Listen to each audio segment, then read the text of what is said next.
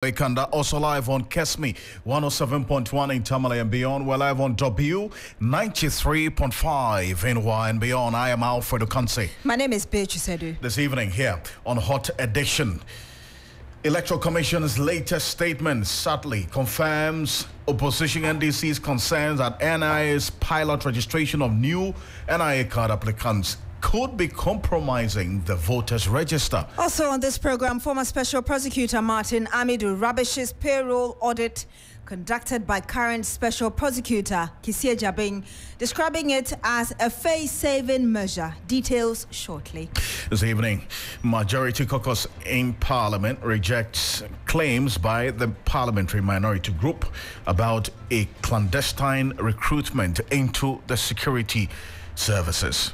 All of these stories and many more in the next 1.5 hours. Also tell you about how the leadership of organized labor is calling for calm among Ghanaian workers as it meets with President Akufo-Addo within 72 hours to address pension issues, including the purported sale of some SNIT hotels to a Greek minister, Brian A. Champong. We have the latest on that one as well. Here on Hot Edition on 3FM 92.7.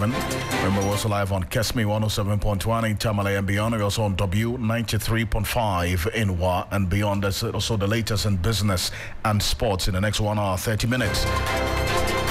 We have Campaign Trail here on your Election Command Center. George Ekokwening is here with the latest in summaries. George? Yeah, Alfred, yeah. Let's get into it.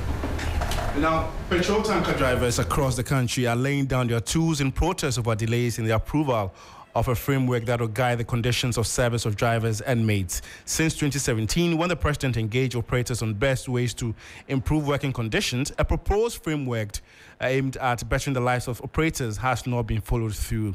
And also, flag bearer of the National Democratic Congress, former President John Dramani Mahama, has said the problem of the Tamawayo refinery is because it is a state-owned enterprise. He said his administration will open the refinery up for private partnerships in terms of bringing that refinery back into operation.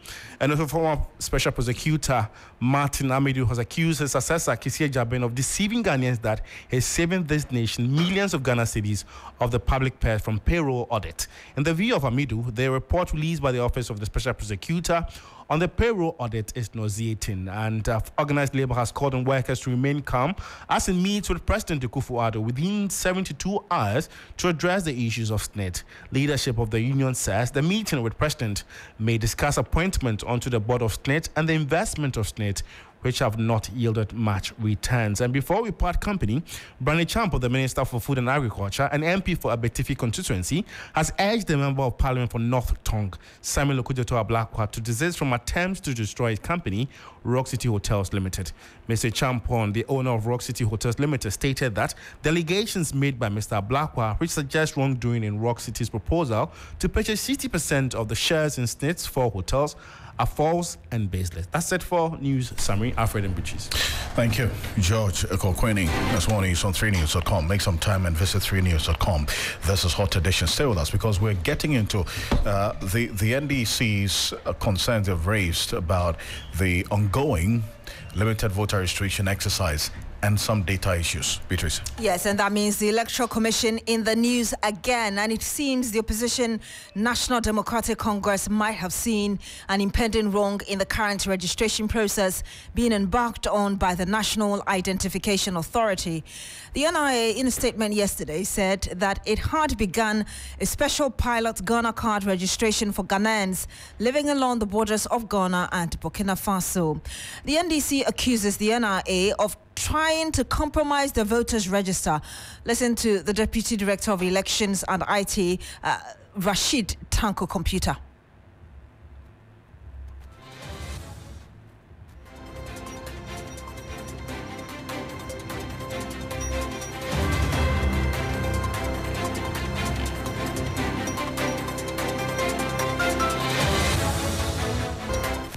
So We'll bring you that conversation Rashid Tanko Computer had with us a few hours ago, but the latest statement from the Electoral Commission seems to be giving some credence to that concern from the NDC, and the Electoral Commission is already talking about some issues that it has found in the Pusiga area, where it claims that some fake voter, as in fake Ghana card, was used in the registration process. So I want to just read that to you. And it says 2024 voters registration exercise incident at Pusiga District Registration Center.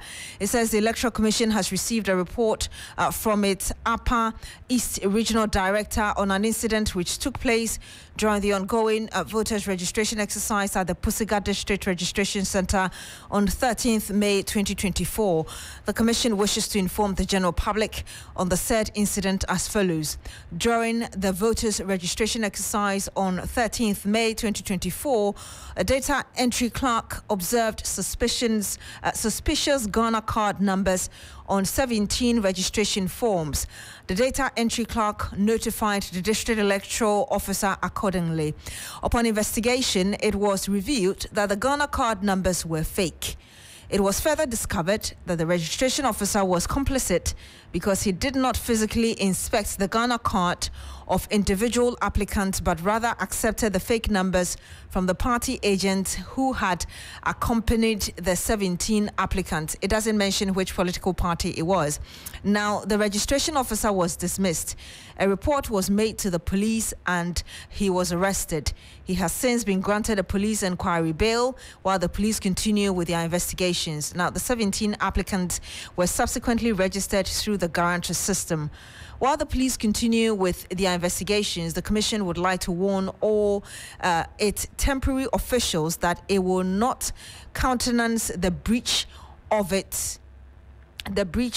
I'm just trying to get more of that for you, of its electoral laws. Now, it says any person found violating the laws of the Commission will be handed over to the police and permanently blacklisted by the Commission.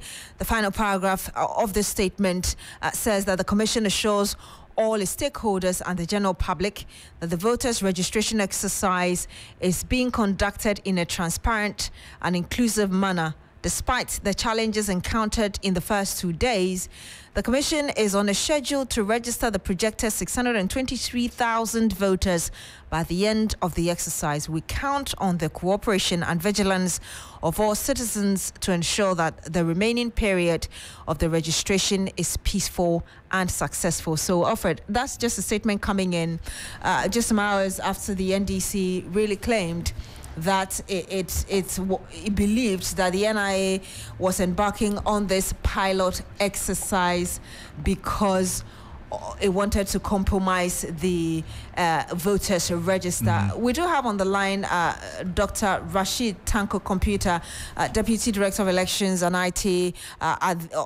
with the opposition NDC. Doc, good evening to you. Thank you for joining us. Good evening, my dear. How are you? Wonderful. Thank you for asking. So earlier, you were raising concerns about your own doubts, let me put it that way, about the ongoing NIA registration in the Pusiga area as well as communities along Ghana's borders. What does this statement from the Electoral Commission mean to you? No, the Electoral Commission statement, look, the one they issued yesterday, affirming the fake voter ID, the fake Ghana ID card being used to get applicants enrolled into their register. In fact, it's strengthened our position that what the NIA is doing, it's not good, it's not fair. Because what the NIA is doing is to legitimize the illegality going on at the Pusiga border. Because the people over there, they were caught. And the Electoral Commission also certified that those people use fake ID, Ghana ID, this and Ghana card, to get enrolled into the register. It's in their statement. That statement you refer to is asking all Ghanaians to be vigilant. Yes, the EC has identified 17 fake Ghana card numbers, as it were. You think that it strengthens your argument, but the EC is also asking for vigilance. What is your position NDC going to do? Of course, we have our party agents at the registration center. But we are saying that here's the case. The NIA is supporting the illegality going on at the registration center by issuing ID cards in the midst of this process. Because that Pusiga is now becoming a center of attraction based on this illegality. And we raised the issues.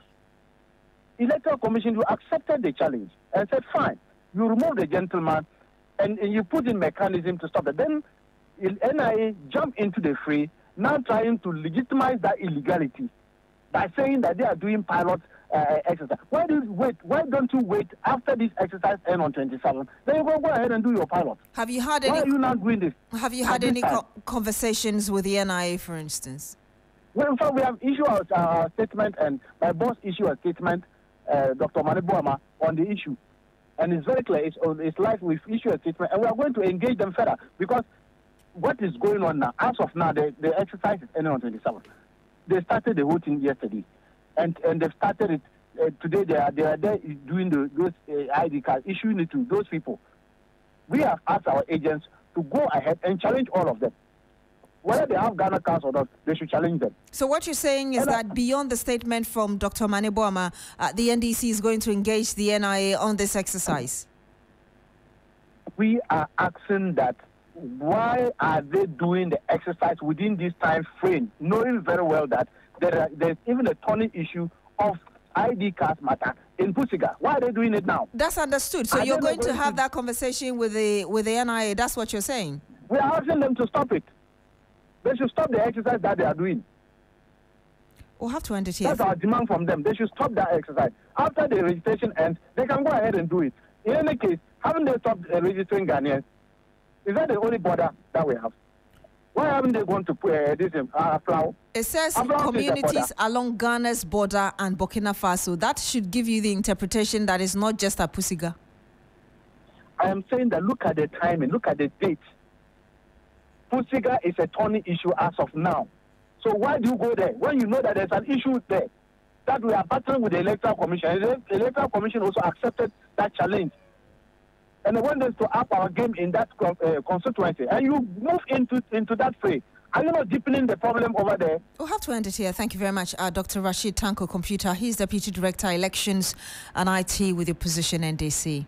Well, Beatrice, still on this matter, and let me just put it on record that we're monitoring what's happening at the Electoral Commission, because we do know there's a press conference ongoing at the Electoral Commission to give some more details of what you have just read to our listeners. So my colleague Eric Mayona Egbeta is sitting through the Electoral Commission this press conference ongoing. So stay with us here on Hot Edition. We'll connect with my colleague shortly from the Electoral Commission to give some further and better particulars and updates on why they have decided to take the decision as entailed in that statement that Beatrice just read. I'm 15 minutes after 5 here on Hot Edition on 3FM 92.7, also live on Kesme 107.1 in Tamale and beyond. We're also on W 93.5 in Wa and beyond. You recall, Beatrice, we had been monitoring some news of some 2 Togolese nationals who have been arrested in the Boem constituency for attempting to register.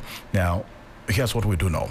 And for the uninitiated into the story, 2 Togolese nationals yesterday were arrested in Jasikan municipality by the Jasikan Municipal Police Command for attempting to participate in the ongoing limited voter registration exercise. The 2 were arrested by national security officers on Sunday, May 19, and handed over to the police for further processing in court.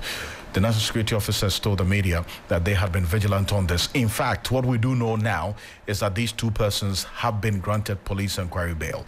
Now, this is the Member of Parliament for the Boem constituency, Kofi Adams. I spoke to him earlier to find out exactly what he knows about the arrest of these 2 persons described as Togolese nationals by the national security. This is what he had to say.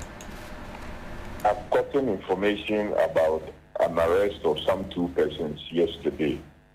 And this person's arrest, I think, is unlawful, because it's absolutely wrong for what happened to have happened, because there are processes to deal with any such matter.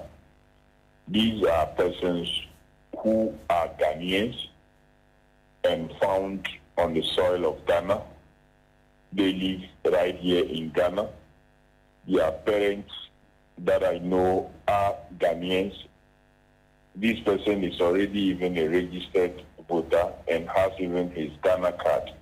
And so if they found any other ID on him, that they found a Togo voter ID card on him, that allegedly with a picture that looks like him, but even a different name from his Ghana card and his Ghana voter ID, how do you arrest such a person and claim that he's not a Ghanaian? I don't understand. It doesn't make sense. These two persons, they voted already before in this country in the 2020 elections. They were not there to register. From the briefing that I got, they were not there to register. So these are registered voters already.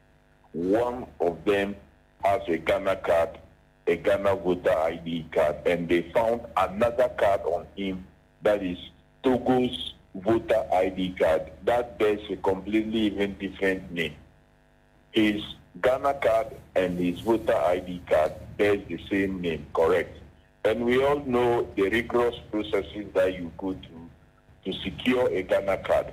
And we have been told by the Electoral Commission that the best way to prove being a Ghanaian is holding a Ghana card, because their processes of getting a Ghana card is more superior than a voter ID card. So how on earth will someone found in Ghana having a Ghana card and having a Ghana voter ID card be declared a Togolese because they found a Togo's voter ID on him?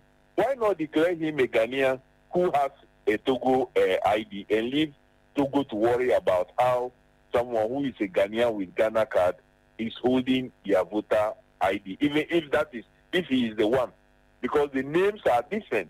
It's just that the picture looks similar and it was found on him. That is the situation of one. For the second one, I'm told he was there to guarantee for a relative. And so, not understanding the process very well, a form was being filled for him to place his fingers on the machine, and not knowing they were filling a voter registration form for him. So when he placed his fingers on there, that they realized that he had actually already registered in the same constituency and in the same polling station. He was submitting himself to be registered into. So it didn't make sense. So that's the Boehm Member of Parliament, the Honorable Kofi Adams, there speaking to me on this reports of some two persons who have been described as Togolese nationals were arrested 2 days ago by the Jessica Municipal Police Command for attempting to participate in the ongoing voter registration exercise. He has described that as unwarranted, and as we speak, these two persons have been given also the police inquiry bail, granted a police inquiry bail, and also we're awaiting some further investigations by the National Security. So it's one thing that we're keeping an eye on to see how things play out here on Hot Edition on 3FM 92.7. We're also monitoring what's happening at the Electoral Commission right now. I understand there's a press conference that's ongoing to address a number of issues, including the continuous cases of computational errors in the data the Electoral Commission has been posting on their Facebook page and their website as well.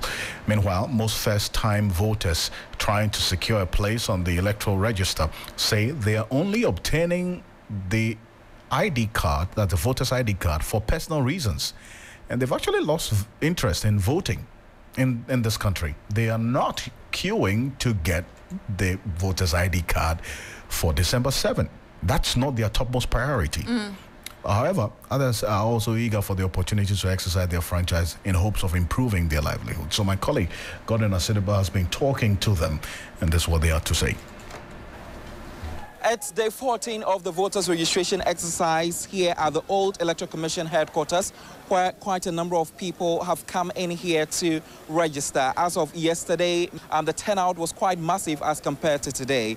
But we have been speaking to most of the new people who are trying to get themselves registered, especially those turning 18, 19 and 20. They have been expressing some displeasures, claiming that they are only getting their ID card because of some future references. I've been speaking to Rachel Osei, who has been making some comments that will be of interest to you. I didn't want to register though, but my uncle was like, I should come and do it because maybe it might be important somewhere. They will need it something. So that was why I came. Why didn't you want to register?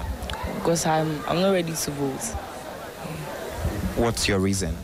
I don't have any reason though, but you see, and I'm a student too, because me waking up at dawn to form a queue, like I feel it's stress, so I'm not ready to vote. Do you feel your leaders are disappointing you and that is the reason why you've lost interest in wanting to vote? Yes, please. Yes. Yeah, I'm not helping us. Where I stay at Akraman. Like, I'm a Samai there. Our road is no good. They always come, vote for us. When we vote for them too, they go, they don't see anything, they don't do anything for us. So I don't see the essence of going to vote for them again. So what should be done to spark the interest in you to want to vote? Okay, for me right now, I want to see maybe our road done or something. Yes. And see our road done. If it's impress me or something, I'll vote. So it means when you get the card, you're only going to put it down at home. You won't vote coming December 7? Yes, I won't vote. For others, they believe that the current economic situation is biting harder and they're feeling the impact in their pockets. Thereby, they want to change the governing system. I'm registering because I want to vote and then bring a betterment to the economy.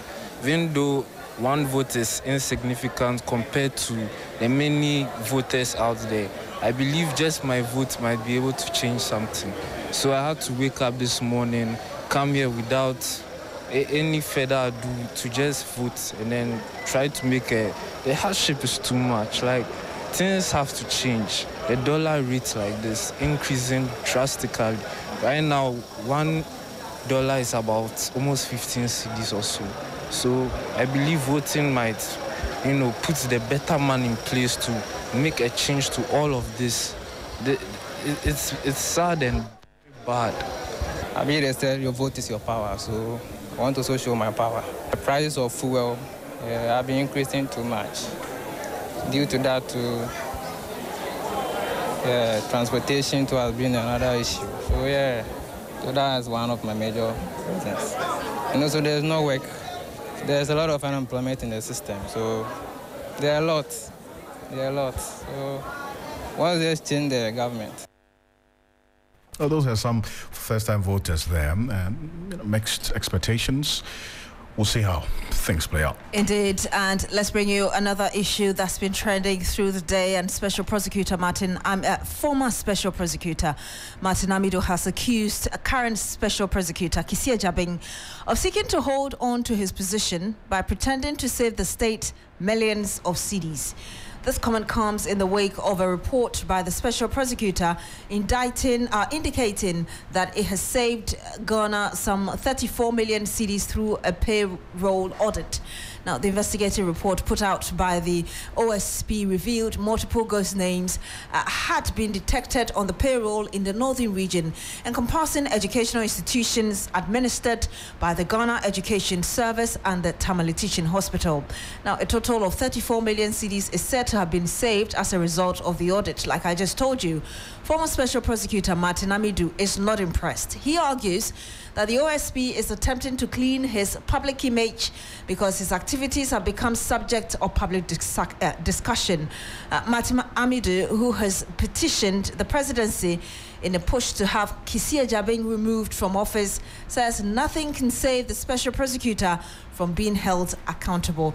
Joseph Akable joins me in the studio with some more. Joseph, first, we do know that Martin Amidu makes a number of allegations in his response to the OSP's payroll audit. Can you give us those details? In fact, they are similar to the issues that he has raised in that petition, which the media we've been publishing bits and pieces of.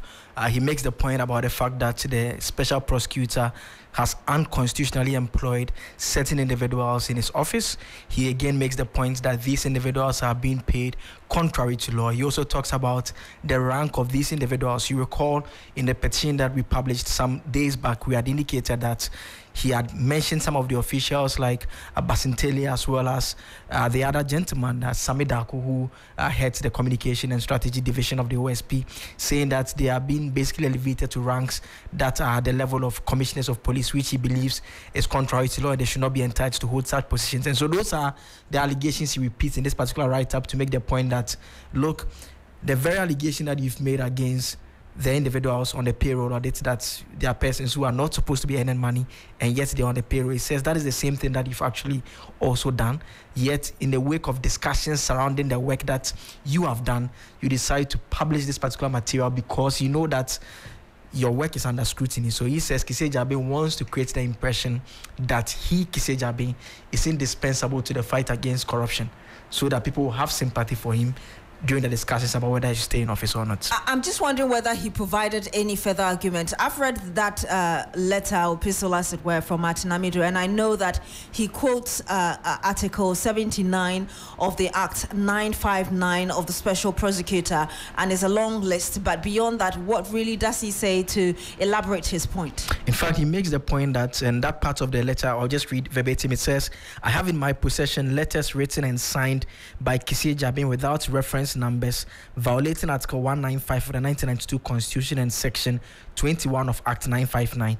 Kissi Agyabeng, the Chief Accountant of OSP, who is an employee of the Controller and Accountant General, and the Controller and Accountant General are paying unconstitutionally employed staff of the OSP vast amounts of salaries and allowances each month from the public purse without any authority under the 1992 Constitution. And so he goes on to say that the OSP and Kissi Agyabeng, who heads it, ought to be confessing to Ghanaians that Kissi Agyabeng wrote and signed letters without constitutional authority, appointing and paying staff without stating their conditions of service in their appointment letters. Kissi Agyabeng then signed another set of 2 letters in his personal capacity as special prosecutor months later with conditions of service bearing the same dates, confirming those appointments with 2 separate ranks assigned to same staff. The implication, as Kissi Agyabeng knows, is that the staff petitioned against the rank initially assigned, and Kissi Agyabeng, in suspected criminality, wrote the second letter and backdated it to enable the abuse of the OSP payroll by the Controller and Accountant General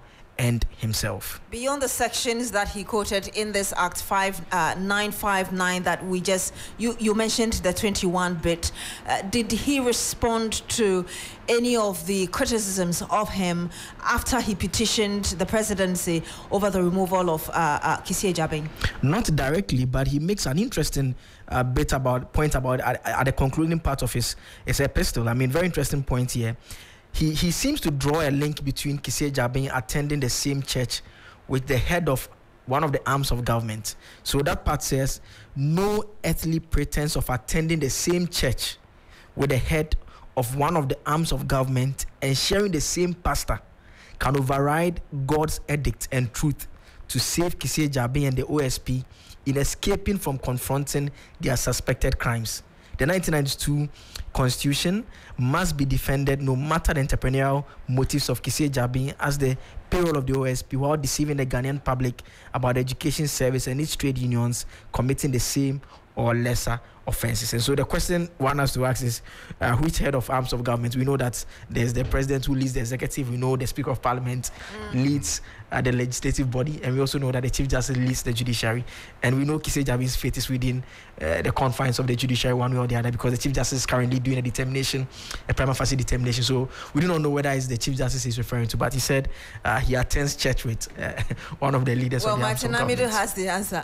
Thank you very much, Joseph Akable, for bringing us details of the latest episode from former Attorney General and also former Special Prosecutor Martin Amidu.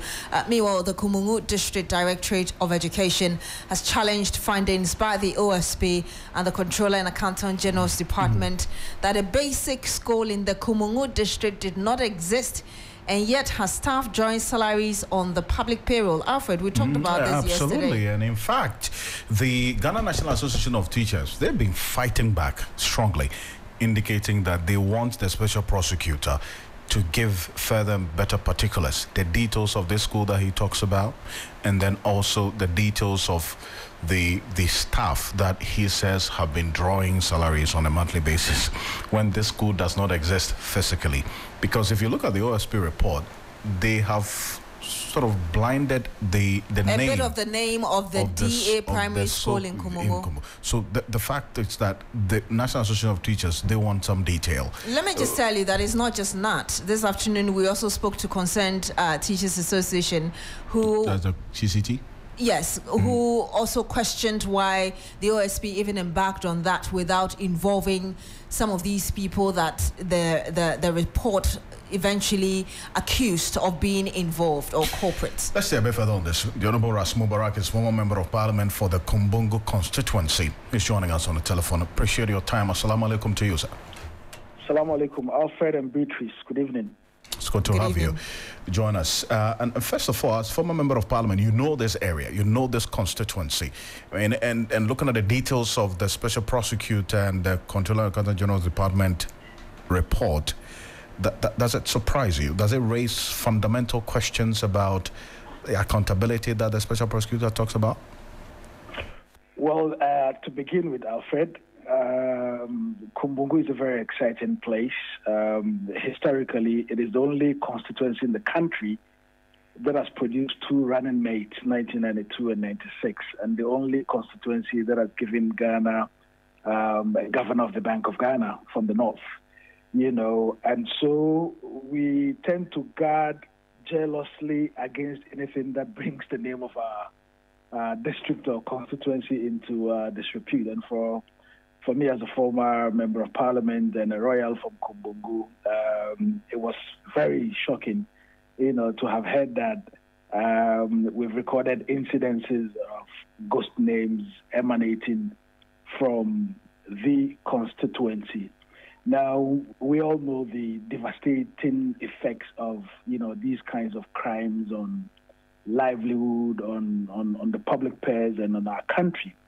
And for my district, you know, it being a rural constituency, we tend to bear the brunt of all manner of, you know, corruptions. Whenever there's corruption, it is rural constituencies that get affected the most, because monies that could have, you know, got into upscaling schools or building boreholes or, you know, or schools or clinic, you know, end up in people's pockets. So we don't take lightly or kindly, you know, to these kinds of behavior. The OSP reached out to me, the Office of a Special Prosecutor reached out to me this morning to sought to dispel the assertion that, you know, it was Kumbungu DA that, you know, got captured in the, you know, investigation. In the report. DA, it's just a stone throw away from my residence in the constituency. And so I see. When I heard that the school didn't exist, now this is a school that has been in existence for decades. It's a school that I have supported over the years, you know, dating back to 2014, 2015. So the Kumbungu DA primary school actually does exist? It does exist.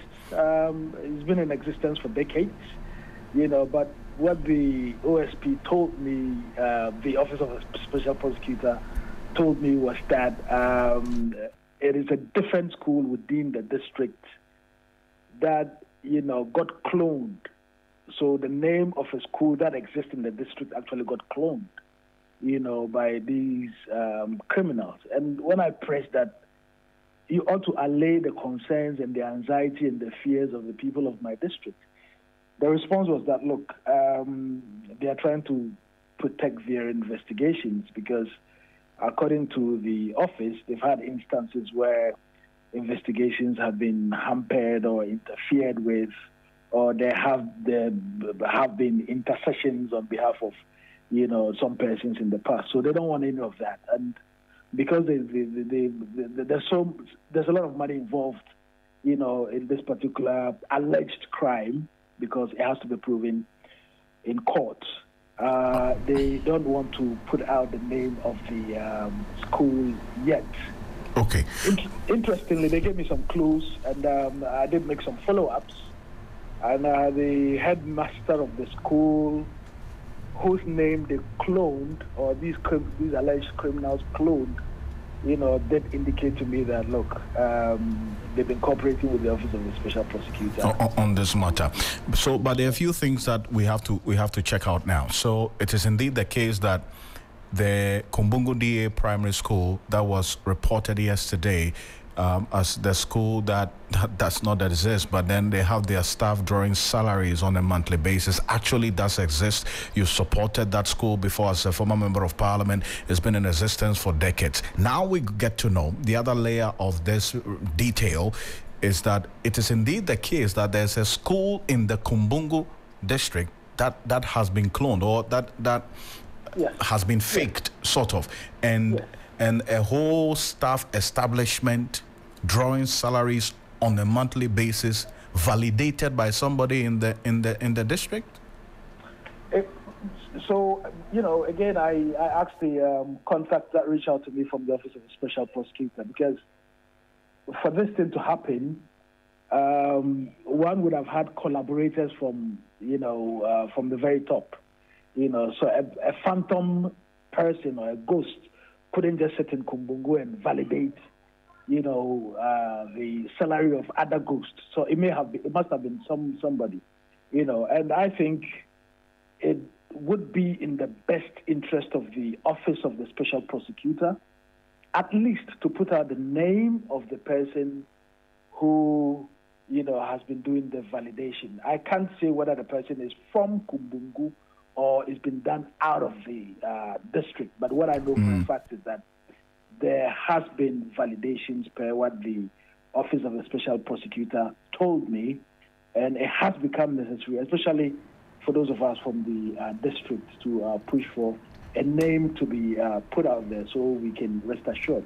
Because you don't want people, looking at Kumbungu in a very different or bad light. Mr. Mubarak, I'm glad you talk about that conversation you had with the Office of the Special Prosecutor, because I had that same information earlier today that it was the cloning of an existing school that you said, in fact, you put it on X or Facebook earlier, that contrary to report that Kumbungu DA Primary is non-existent. The school has been functioning for several decades with existing structures. You go on to make the point you've repeated here. With that information from the Special Prosecutor, does it change your stance on your earlier argument? So the basic fact has been established, which is that it is not Kumbungu DA which was reported to not have been in existence. Kumbungu DA Primary actually exists. Now, obviously, some crime may have been committed, by a school that was cloned. I think we all would have to lend a hand of support in whatever way we can to the Office of the Special Prosecutor and all other, investigative agencies, to be able to get to the bottom or the heart of, such crimes, such collusions to defraud the state. It's most unfortunate, that somebody would do this and, one, bring the name of our district into disrepute, and secondly, take monies from the public purse, which could have gone into building more schools, more clinics, etc., for underserved communities, not just in Kumbungu, but across the country. We'll have to end it here. Thank you very much, Ras Mubarak, former Member of Parliament for the Kumbungu constituency. Thank you for speaking to us. Well, while we are at it, the majority in Parliament has rejected claims by the minority that there is a clandestine security services recruitment ongoing. The minority had alleged that government was covertly recruiting party foot soldiers into the security services, with each member of Parliament in the majority giving 30 slots, to bring 30 persons to be recruited into the various security agencies. Now, the caucus had alleged that the recruitment was for purposes of the 2024 general elections. Minority Leader Dr. Kesela Tuforsen on Monday addressed the media on this matter.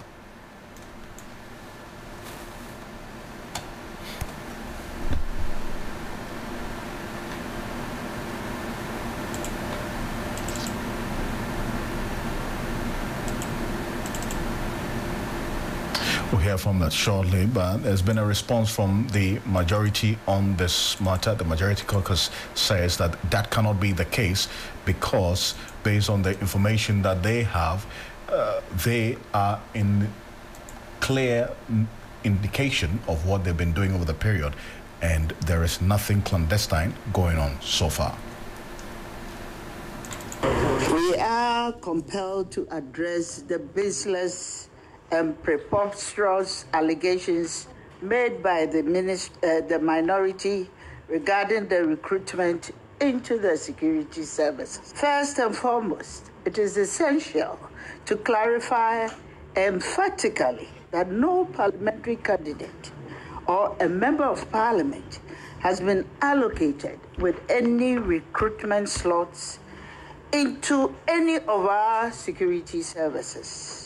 These claims are not only false, but are a desperate attempt by the minority to incite public disfavor against the government as we approach the 2024 general elections. The minority's assertion that 276 MPP parliamentary candidates, including 138 sitting MPs, have each been given 30 recruitment slots is mathematically and administratively ludicrous.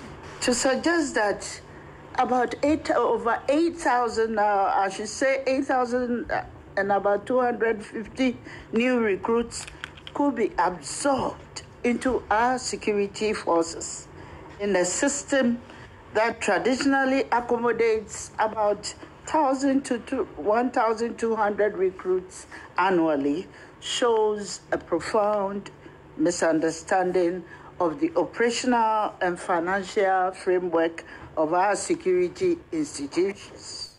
That's the Deputy Majority Leader, Patricia Apiaje, there, saying the allegations are untrue. Meanwhile, the Interior Minister, Henry Quartey, had also dismissed the claims by the minority caucus in Parliament that government is covertly recruiting party foot soldiers into the security services. He told Accra City FM that though the security services are recruiting, they are not selling forms because people have purchased forms the previous years and couldn't be enlisted into the services. It's what we call the backlog recruitment. He has explained that the backlog of applicants is what the services want to clear, a process they will soon come out with the modalities for the entire public to know.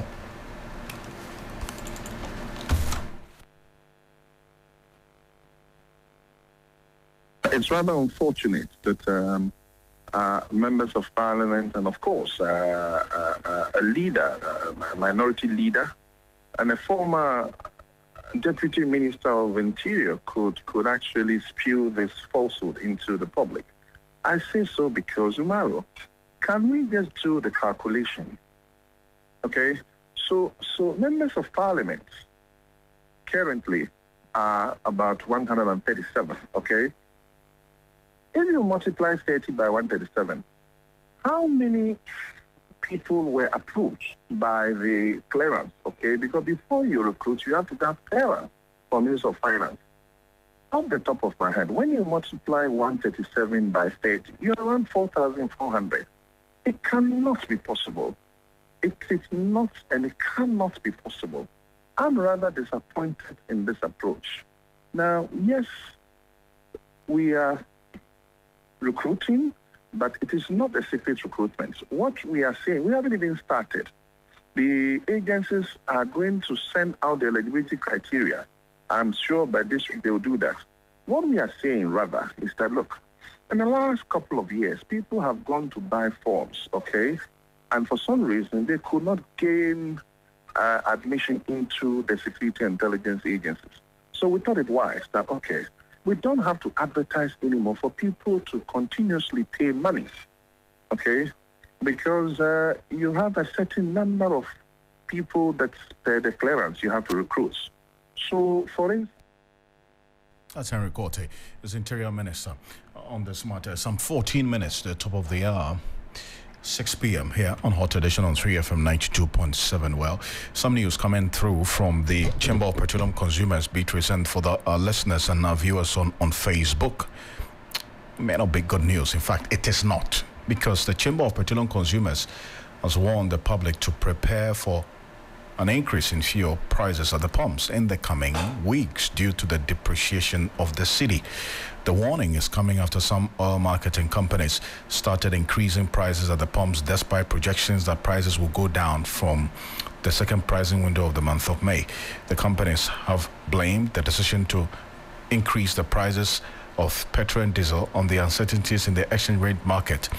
As of today, Tuesday, May 21, $1 was selling at 15 cedis 20 pesos at some forest bureaus. Yes, 15 cedis 20 pesos. And the Executive Secretary of the Chamber of Petroleum Consumers, Duncan Amoy, is saying oil marketing companies are struggling due to the exchange rate volatilities. Someone disclosed that even though some of the oil marketing companies are exploring other innovative ways to minimize the impact of the city's depreciation on the operations, the instability is making it difficult to plan. He argued that business owners will always react to market expectations and make their forecasts based on the performance of the currency. So that's what's happening right now. So all things being equal, the cedi continues to depreciate. We're talking about 15 cedis 20 pesos to the dollar right now. 15 cedis 20 pesos to the dollar, yes. And it's on the basis of that COPEC is saying that fuel prices are going to go up, because the currency differentials is one of 3 factors that influences the fuel pricing at the pumps in this country.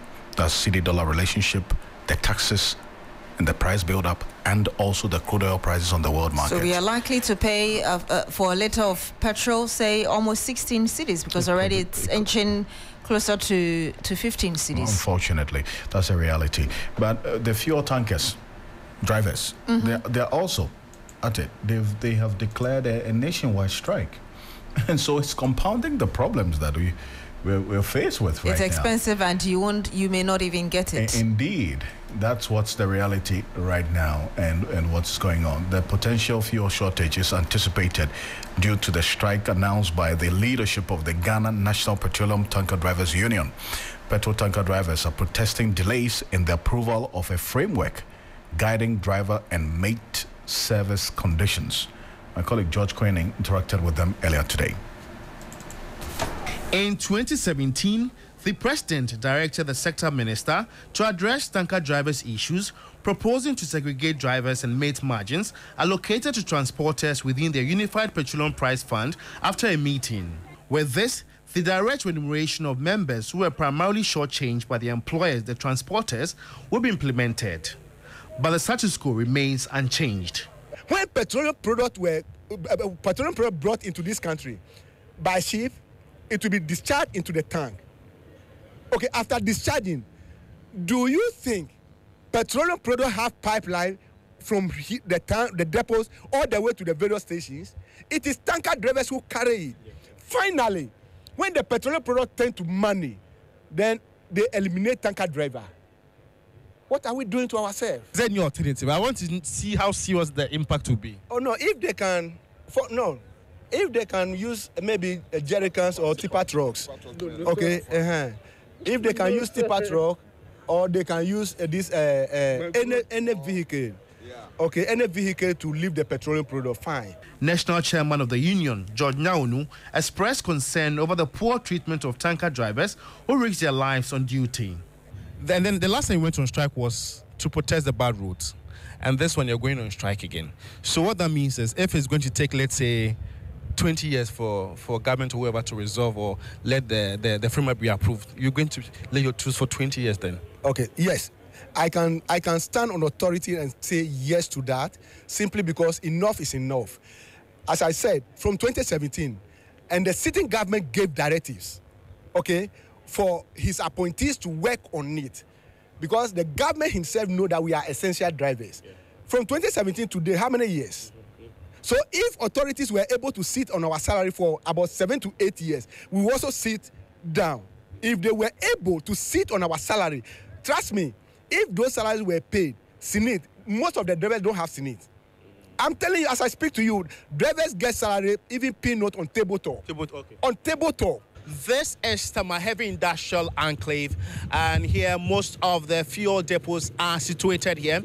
And so these tankers are the ones that cut the fuel from the depots to the respective fuel outlets, and they are not working. They are all packed, and even the operators that you see right here are people that are from, long journeys from northern Ghana. But the rail operators didn't show up because of the protest. But looking at how critical fuel plays a role in our everyday life, so that's the situation right now. It may just get worse if there's no intervention to have these fuel tanker drivers call off their nationwide strike, which began today.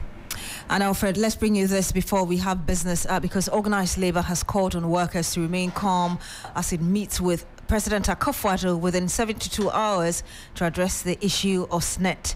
Leadership of the union says that the meeting with the president may discuss appointment onto the board of SNET and the investments of SNET, which have not yielded much returns. It repeated its decision to get the Minister of Pensions and Management of SNET to cancel the sale agreement of some SNET hotels to Brian Echampong, Minister for Agric. Now, sources indicate that the process for the 60% stake sale is progressing steadily despite calls by labour unions to have the deal suspended. And we'll bring you more on this. Well, let's hear from the Secretary General of TUC, Dr. Anthony Yalban, who spoke exclusively to our labour correspondent, Daniel Opoku, in Accra. Good afternoon. Bob, this afternoon, what has your meeting been discussing? Yes, you were following that yesterday, so you understand the issues. This afternoon meeting was to meet the broader leadership of organized labor to let them know what happened yesterday. And the meeting went very, very well. We are all together in this to make sure that people who are involved in the administration of the state will not acquire state assets. We think it is not right. We think it is immoral. And that is what organized labor leadership here is affirming. Now, after yesterday's encounter, what kind of calls or responses have you received from the government sector? As you may recall, that we requested for a meeting with the president himself. And we did that because we think there are a number of issues that we need to discuss with SNET. Some are immediate, some are short-term, others are medium-term. And we still insist that the president should call us. So one of the decisions made here is that we should write to remind the president that we need to engage him urgently on the issues. And we are going to do that today. And we trust that the president will listen to us because the issues at stake are high issues. They are important issues that demand the attention of the president urgently. And as we did last year after May Day, we are confident that the president will create time for us to meet with him. And we are confident that together we can resolve the issues. Right. No, there are issues about the investment of SNET over the years. Are you satisfied? What I'm saying is that all these issues will be discussed with the president. But the president appoints the board, the president appoints the director general, the chairperson. So if you have issues, it's better that we go to him and explain to him that we have issues. It's better that we go to him and explain to him that we have issues. That was Dr. Anthony Yalban. He's a Secretary General of the Trades Union Congress. You're still here on Hot Edition. My name is Beatrice, and I'm doing this with Alfred Ocansey, and Michael Obodu is standing by to bring us the latest in business. Stay with us.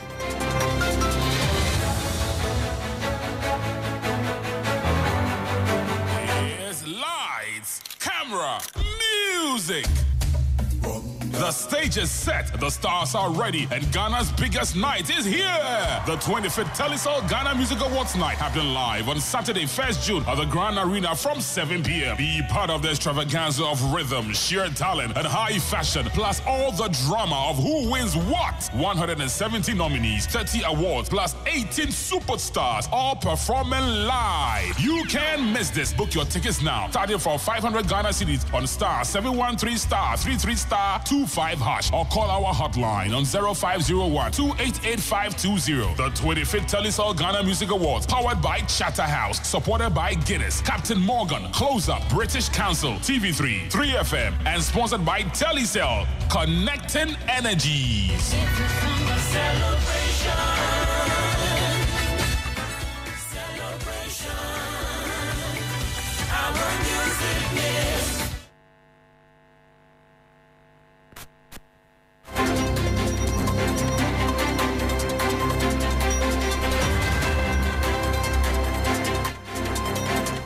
Hello there, good evening and welcome to the business news on Hot Edition. Coming up tonight, Chamber of Petroleum Consumers Ghana (COPEC) warns of an imminent nationwide fuel shortage at the pumps within the next 3 days. Details coming up shortly. Please stay.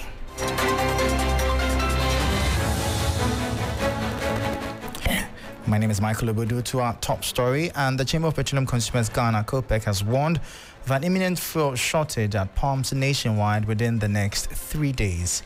This alert follows the Ghana National Petroleum Tanker Drivers Union's announcement of an imminent strike over their working conditions. In an interview with 3 Business, Duncan Amwa, the Executive Secretary of COPEC, cautioned that unless the transporters' grievances are resolved, consumers will face significant disruptions.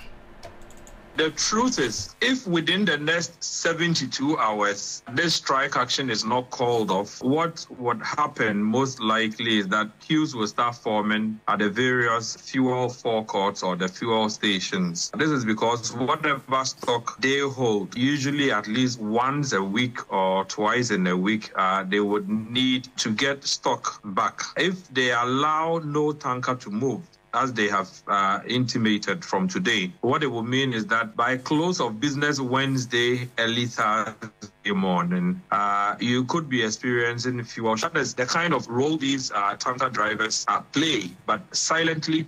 We do not often see them in the petroleum value chain. The truth of the matter is that if they are not transporting products across the length and breadth of the country, there's no way the economy of Ghana would run. So maybe it's time we do right by them. It's time we listen to them. It's time we find a middle ground to be able to assess what their demands are and what we are able to do and what we don't want to do or what we can't do.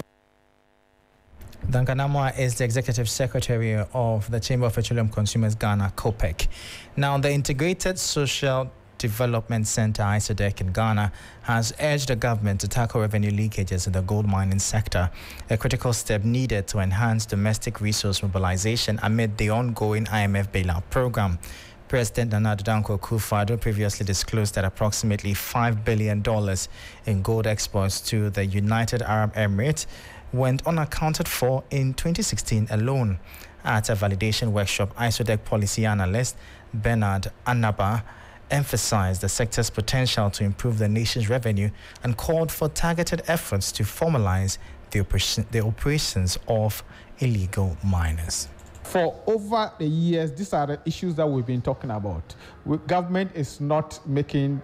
They may be making some policy changes, but it's not all impacting on the ground. So we need to talk about this thing over and over. Has the situation changed? It hasn't changed that much. So we need to re-hammer on them so that we'll find solutions to them.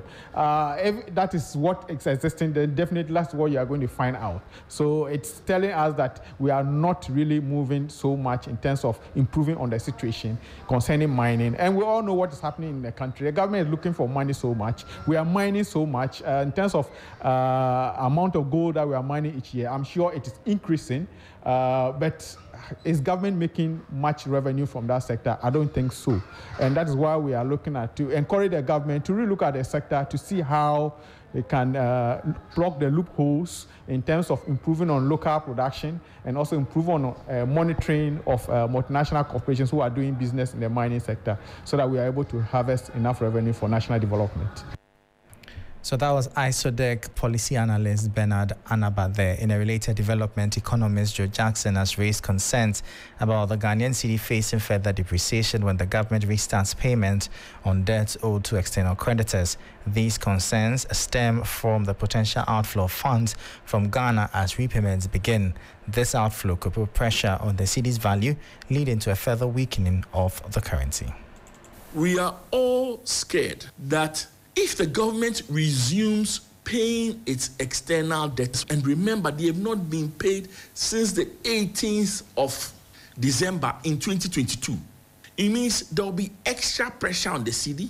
The cedi will get scarce. So each time there is information that, oh, we're almost close to doing the deal with the foreign external commercial debt and we'll soon restart the process, what it does is that it feeds into sentiment that, hey, be careful, oh, the cedi is going to be under pressure when we have to pay them because we haven't paid them for so long. Once that happens, of course, if you're holding dollars, what will you do? You hold on to your dollars. You won't give it out. So it even puts more pressure on the cedi. So that was economist Joe Jackson there, bringing an end to the business segment here on Hot Edition. For more business stories, please check out our website. It's 3news.com/business. I am Michael Obodu. Thank you for listening. As always, please stay safe. Up next is sports.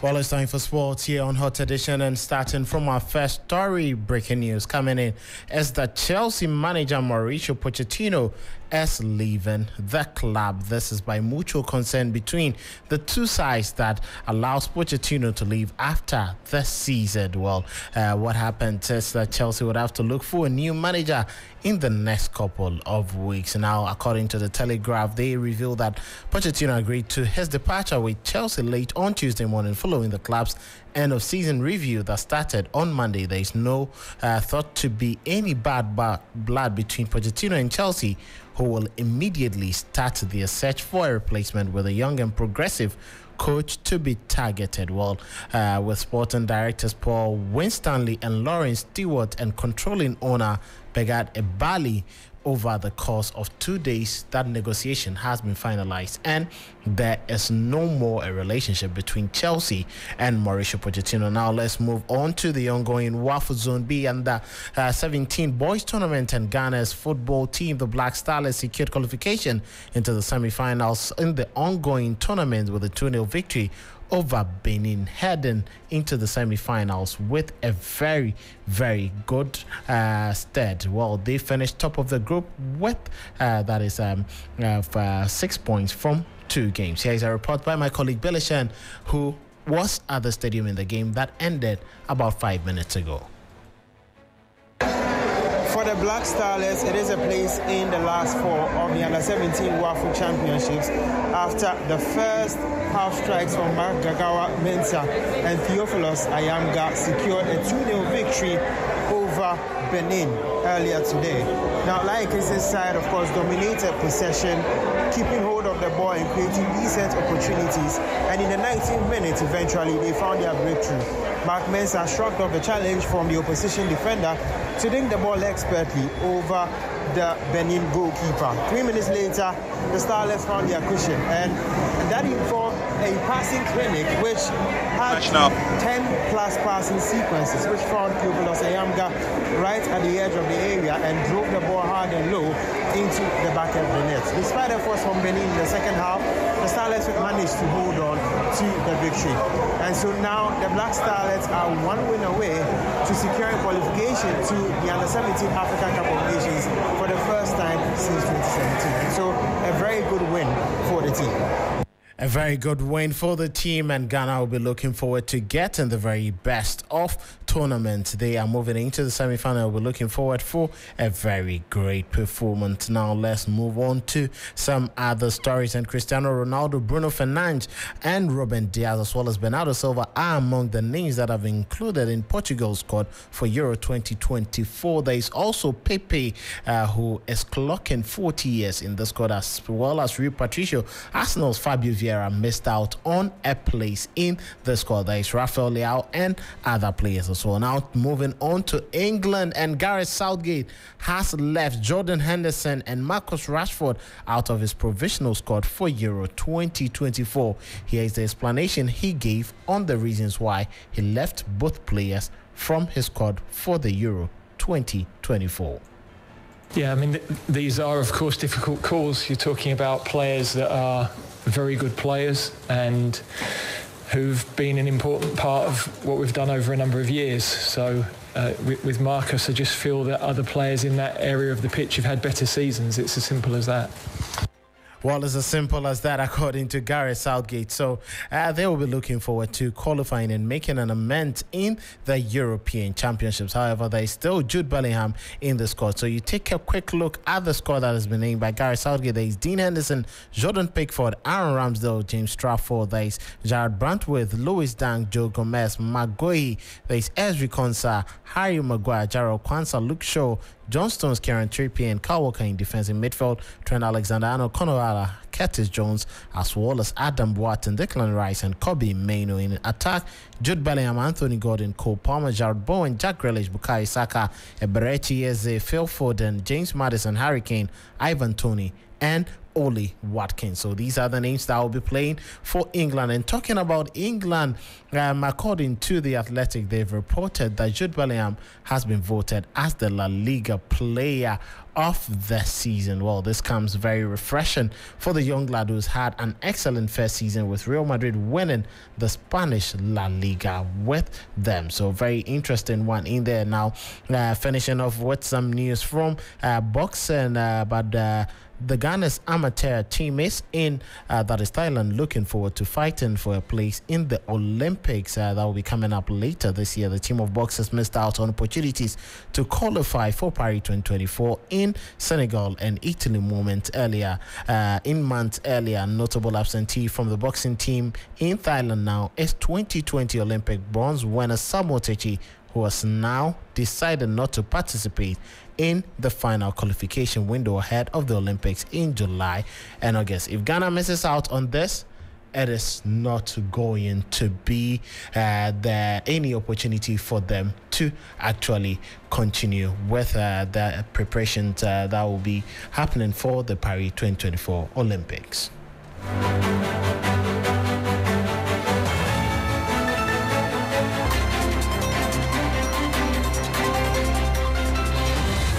Well, so that will be all for sports here on Hot Edition. My name is Kelvin Olson. Hot Edition continues. Beatrice is here.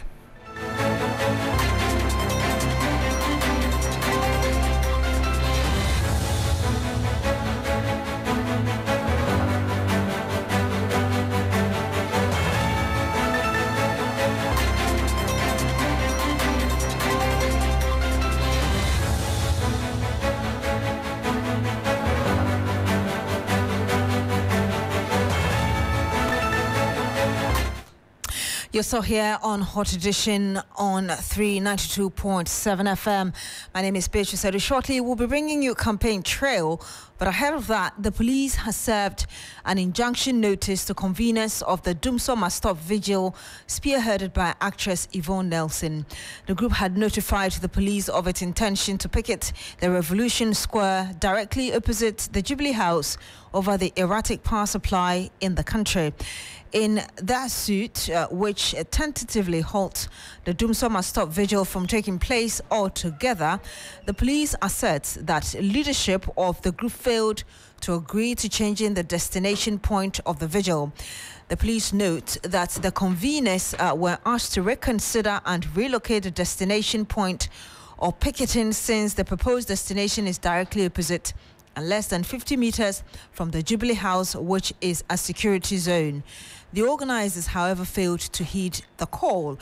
Now, the police wants the High Court to exercise its jurisdiction in the interest of public order, public safety, defense, and effective policing to issue an order to prohibit or restrain the respondent, the agents, assigns, and anyone claiming through them from holding the intended picketing or demonstration at the Revolution Square opposite the Jubilee House. And I'm joined, or should I say we're joined on the phone by Selim Dramado. He's a convener for the Doomsday Must Stop Vigil. Good evening to you, sir. Thank you for joining us.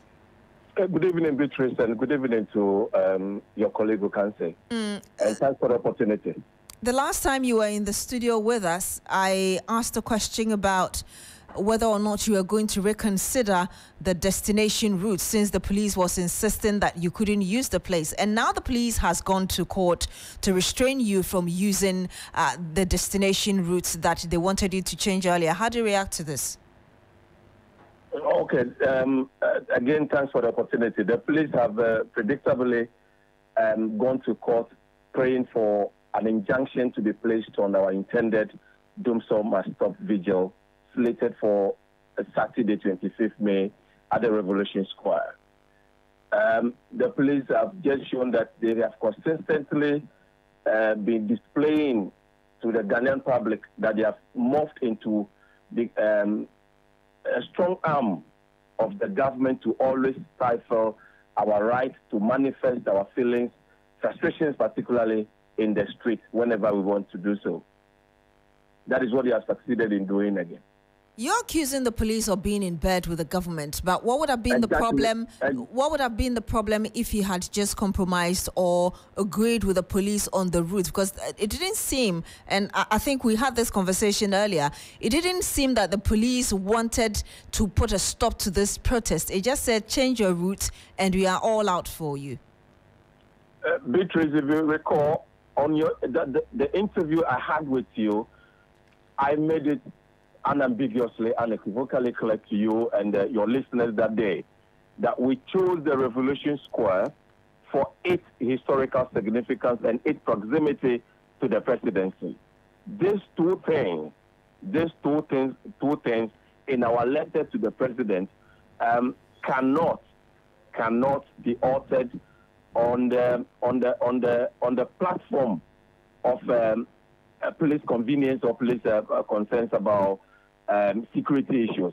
We admit that Article 57, Clause 2, which places the president above everybody in this country.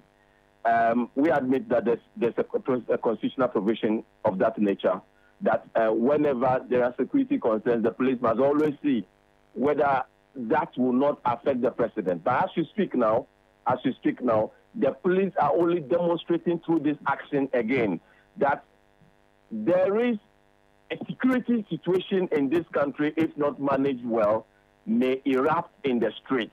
Hence, their decision to always resort to court whenever we want to use some specific places in Accra to do a demonstration. Is the police by any stroke of imagination suggesting to us that if we relocate the vigil to the Independence Square, that will not disrupt the peace of this country? Or the police are just demonstrating the paranoia that is hanging over the presidency today, that whenever citizens want to embark on their democratic right to demonstrate their frustration and anger in the street to the president, then the police will now try to put a dampener on that thing by restraining us using the courts. I think the police is clear in saying that it is too close to a place it considers a security zone. Even if that letter, the police own application to the courts today, their application praying for an injunction to be placed, the police never described the Revolution Square as a security zone. The police has again described the presidency, the Jubilee House, as a security zone. That is never in doubt. We don't have any morsel of doubt that the Jubilee House is a security zone. We still maintain that the Revolution Square, it may be proximate to the Jubilee House, but it is not a security installation. No, it is not. It can never be a security installation. So that's something probably you may want to argue with the police about in court. But this action by the police seems to suggest that the institution has the final say, as it were, when it comes to enforcing law and order in the country. What does your group intend to do about this? It is not, the police does not have the final say. I just said suggesting. I'm not saying that is. They wouldn't have resorted to the court. They don't. I'm saying enforcing law and order. Police, I always say that the police institution is a constitutional creature. The police is not a law unto itself. So realizing that they have resorted to where they can get their mandate or their power to restrain us from converging at that place. What do you intend to do? We will meet them in the court. We'll have to end it here. We'll be flagging this thing out in the court with the police.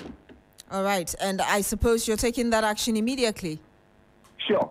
Thank you very much. You're welcome. Alfred, that was Selom Dramadotha. He's convener for the Doomsoma Stop Vigil. And as you heard there, the police has gone to court to stop the protesters from using the route around the Jubilee House. Indeed. And while we're at it here on your Election Command Center campaign trail, President of Imani Africa, Franklin Kojo, is also in the news talking about issues related to the Senate and matters arising. But we'll cross over to the Electoral Commission right now, because my colleague Eric Maruna, who sat through the Electoral Commission's press conference, which ended not too long ago, is joining us on the telephone. Maruna, what has the Electoral Commission been speaking to with respect to the press statement they issued earlier today? So quite a lot in relation to the statement and also outside of it, but nothing different from what we saw in that statement in relation to the registration of some 17 individuals with a Ghana card whose details was not correct.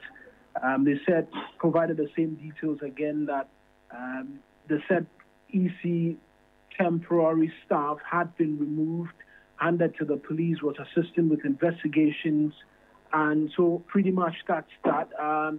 Yesterday, I think on Ghana Tonight as well, there was a concern of a Togolese who had been arrested, whether it was a Ghanaian or a Togolese, because the person was in possession of a Ghana card as well. The Commission says that's not come to the attention just as yet. But the big ticket item from today is that the Electoral Commission has given perhaps the strongest indication yet that there will not be an extension of the current limited voter registration exercise, because they make the argument that all across the centers, a number of the centers which they've observed, the registration process has now become a walk-in, where there are no longer queues which were associated in the first 5 days with lots of individuals trooping in.